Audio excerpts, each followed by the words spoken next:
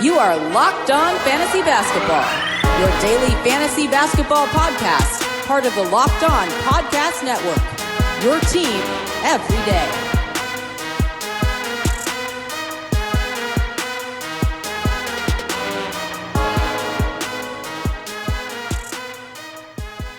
Hello and welcome to the Locked On Fantasy Basketball podcast, brought to you by Basketball Monster. My name is Josh Lloyd and I am the lead fantasy analyst at basketballmonster.com and at Yahoo Sports Australia. And you can find me on Twitter as always at redrock_Beeble and on Instagram at Locked On Fantasy Basketball. Today, we're looking at some players who may or may not be available in your league as strong waiver wire ads for the long term, for the short term, as flyer types. We'll go through a whole bunch of guys. Michael Bolton. Let's get to it. Let's get to it indeed. And of course, as with all of these shows, with these mini shows that I'm doing, these players that I talk about aren't the only players who are available for waiver wire ads. They may be added in your league. They may be on the wire. There might be other guys where you can throw in. What about this guy? What about this guy? This is not an exhaustive list. It would be impossible for me to throw an exhaustive list in a league that has 150 players rostered versus 450 players in the actual league. So this is just giving you an idea of guys who might be around, basing it on roster percentages across Yahoo leagues. It's the players who may or may not be there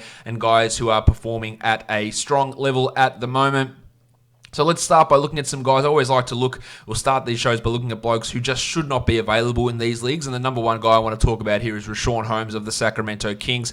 To me, he's an ad in all leagues. He's putting up really strong numbers. I think he's a top 100 guy pretty much for the rest of the season. He's the 82nd ranked guy so far this year in only 27 minutes a game. And again, while you might be worried about Bagley returning, if he just plays 27 minutes a night for the rest of the season and averages 11 and 8 like he's currently doing, then he's a top 100 player and he's a 10-team league guy. It's as simple as that. Rashon Holmes should be rostered in every league, and he is currently rostered in 64% of Yahoo leagues. So unless 36% of people are paying zero attention or are in 6-team leagues, then he is available in lots of your formats. The next guy I want to talk about is Daniel House, who has had a couple of injuries recently, but he is a 12-team league ad. He is, over the course of the season, the 80th ranked player, available in 58% of Yahoo leagues. He is returning today to action for the Rockets. After that shoulder issue cost him a game, he blocks some shots, he gets some steals, his efficiency is through the roof, he's scoring, he's hitting threes. It's not sexy, but to me, after the Capella, Westbrook, Harden trio, he's the guy on the Rockets that I want next. Not Eric Gordon, of course, who's injured. Not PJ Tucker, who always has his overall metric numbers skewed by insignificant turnover numbers. House is the guy that I want there as that fourth Rockets option, and he is available in way too many leagues. The next guy I look at as a 12-team league player, who I think can probably get better as well, is Brandon Clark of the Memphis Grizzlies. For the season, he's the 81st ranked player, available in 31% of leagues, averaging 12 and 6 in only 22 minutes, over a block, 62 and 85. He looks so much smoother hitting his shots. His efficiency is out of control, and I still think there's significant room for him to improve his defensive numbers. There is a significant chance, it's not a lock by any means, that he does start getting 25 or 26 minutes a night instead of Jonas Valanciunas for Memphis, who's seen his usage come down quite considerably recently. So Clark, to me, is a must-grab guy. Probably even in 10-team leagues, to be honest, but just to be safe, he's a 12-team ad, and then I think we can actually get better from where he currently is. Kevon Looney's an interesting one. Obviously, we haven't seen anything of Looney this season apart from that one half of a game where he came out and I thought looked okay, had 9 rebounds in 10 minutes during that time, but he is not far away from being cleared to return. They have just ruled him out for the next game for the Warriors, but Willie Cauley-Stein is not good. Marquise Chris and Omari Spellman are also not that good. So Looney, once he's ready to go, 26 minutes a night, he will be that top 120 guy. So if you are in a position where you can hold a bloke for 2 or 3 more days, waiting for him to get ready, maybe a week to 10 days before he gets back into full action, then I think Kevon Looney is a player you want to look at.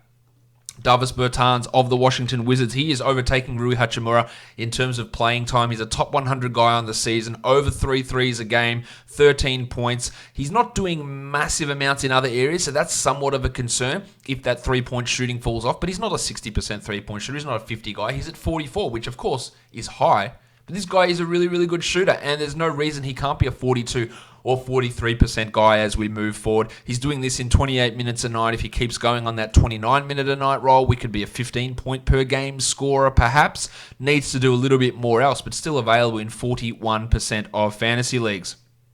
Let's talk Markelle Fultz, who is starting to look quite good at the moment. Now, over the course of the season, in only 24 minutes a night, Fultz is the 144th ranked player. So that on its own means that he has had 12-team value this season. But he is available in 71% of Yahoo leagues. That number is shockingly high. Shockingly. Now, averaging 11 points, 3.5 assists, and you would be stunned to know he is hitting 83% of his free throws, 49% of his shots, and that includes just 20% on his three-pointers. So the three is still not there. But the fact is we had so many concerns about his free throw shooting. He was like a 68% guy previously, and in college he struggled there. He is hitting them at a strong rate.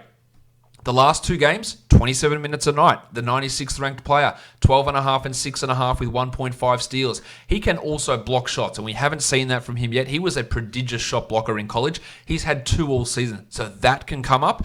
I think Markelle Fultz, especially with the injury to Nikola Vucevic and Aaron Gordon, and the fact that his minutes restriction, Fultz is being lifted, we are seeing him push towards those high 20s. At some point, he's going to get 30, 31 a night, and he is going to push for that top 70s situation. He should not be available in 71% of leagues. A guy that's pushing up at the moment, DeAndre Hunter of the Atlanta Hawks. It does help that Cam Reddish is injured, that Kevin Huerter is injured, and the Baptist John Collins is injured. Hunter, over the course of the season, despite playing 31 minutes a night, is only the 190th ranked player. Now, that's not great, and that's not 12-team viable. In fact, it ranks below Avery Bradley, MC Hamidou Diallo, Markieff Morris, and JaMychal Green. But 12.5 points, 4 rebounds, 42 and 74. So there's some quite significant negatives in what he's doing. But recently, over the last 2 weeks, the 87th ranked player, the shot is starting to fall for DeAndre Hunter, and that is always going to be a key thing to look at when we see those recent numbers. The steals, he had that one game with 6 steals, which was impressive, but not something that we look at as the norm. And of course, when Huerter and Collins and Reddish and all those guys return, then he is going to lose some of that value. So I misspoke on his recent ranking, 110th over the last 2 weeks, but 46% from the field, including 49% from 3. So a real step up. I do have my concerns about how his overall game looks. Lack of assists, steals, and blocks are always a concern, but the fact that his usage is spiking and his efficiency is spiking with it is definitely a good sign. Back to Orlando, Terry Ross of the Magic, stepping it up with Vucevic out, or likely to step it up with Vucevic and Gordon out. Going to take some more shots. He'd been stealing minutes away from the Chief, Al-Farouq Aminu. Now, he has struggled all season, Ross, but he can be a 3 threes per game guy, almost like a Davis Bertans. He's only shooting 36% and 27% from 3 over the course of the season, so obviously some room to improve there. He's a must-add 14-team league guy who does have some 12-team short-term value. Jae Crowder also putting up some strong numbers. Crowder actually is the 112th ranked player this season. 31 minutes a night. Now, that would indicate to you that he is a 12-team league guy. I'm not so sure that he's a must-rostered guy, but he's doing it on bad shooting, 42 and 65%. His one positive category are his threes. 6 rebounds is pretty nice. And the good thing I can say about Crowder is he's got consistent minutes. So I think that he is available. I know that he's available in 66% of Yahoo leagues. So he should be looked at as an option across those leagues, especially with how he's playing at the moment. Let's move on to some guys with more short-term value. Until Marvin Bagley returns, Nemanja Bjelica is putting up some good numbers. Actually, it's Nemanja Bjelica, my mispronunciation. I apologize. He is averaging 26 minutes a night, 11 and 6 over the course of the season. He's the 85th ranked player so far. Again, that will drop off, and how they fit in Bjelica into the rotation once Bagley returns, he's just probably going to go back to 20 minutes a night minimum, unless they want to run Bagley more at center and play a 3-man front court and eliminate Dedmon. It's going to be hard for Bjelica to put up numbers to be a 12-team viable guy, but for now he is, and you utilize that in your league. Chris Dunn is putting up some really, really strong steals numbers. He's the 119th ranked player this season, but that is purely on the back of 2 steals a game. That's what he's doing. 6 points, yuck. 20 minutes, not good. 44 and 69. Giggity. As his percentages, also horrible. 19% from 3, terrible. But as a steals guy, he is providing that value. With Otto Porter out, with Chandler Hutchison banged up, you're getting a couple of extra minutes from Dunny, and that's enabling him to come in and get some of those steals, which can, of course, be really valuable. Another short-term guy, we're looking in Toronto, Terrence Davis of the Raptors. With Kyle Lowry out, he is running the backup point guard spot. and doing it pretty well. He's been super efficient. He hasn't missed a single free throw all season. I think he's 7 of 7, so it's not a big amount, but the assists are okay. He's hitting his shots at a high rate. For this short term, available in 96% of leagues as well, Davis. So 14s, 16s, anything above 14, you want to look at Davis, and he can even have some short-term 12-team league value. Kendrick Williams of the New Orleans Pelicans starting at power forward. Now, until Zion Williamson returns, he's got a chance to continue starting. He's the 154th ranked player this season in 26 minutes, averaging 6 and 6. The value comes from the steal, the block, the 6 boards, the 1-3 a game. So he's almost a 1-1 player with decent enough rebounds. The upside is really, really low for Williams, I believe anyway, because I just don't see that when Williams comes back and we get a fully healthy Lonzo Ball, when Derek Favors is there, when Josh Hart is there, that he's going to be able to play those 33 minutes a night that he's been getting. But he's been a key component of some key Pelicans wins, or some good Pelicans wins, with his ability to impact the game in a non-box score way. But that does limit his overall fantasy upside. The big ragu, Dante De Vincenzo, currently starting for the Milwaukee Bucks in place of Chris Middleton. De Vincenzo is putting up top 150 numbers this season in only 19 minutes per game. He's doing it while shooting only 63% from the line, but it's 1.5 steals a game, 1.5 threes, 8 points. There is some value there. Now, him and Dunn are probably the two biggest indicators of how much of a swing number the steals are. You get steals, and that pushes you right up, because they are the real numbers that are keeping these guys in consideration. But I think that Dante, at least for 14-team leagues, is a strong add. I think he might start over Wes Matthews when Middleton returns. I don't know that for sure, but he is looking pretty good at the moment.